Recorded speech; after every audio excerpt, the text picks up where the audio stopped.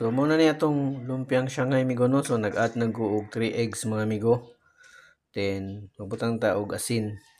1 teaspoon salt. Then seasoning mga amigo.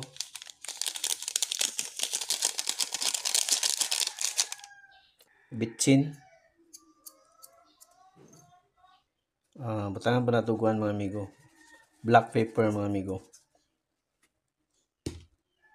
So butang na garlic powder mga amigo. So tibul-tibul atong garlic powder mga amigo no. So okay lang na. Butangan na to og kuan pero kaning cornstarch 3 tablespoon. Putang puta og flour 3 tablespoon yapon mga amigo. Okay. So atong haluon mga amigo.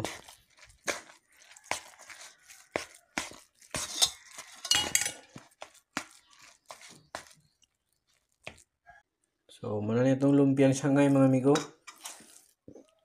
Ato na siya ibalot mga amigo. Okay.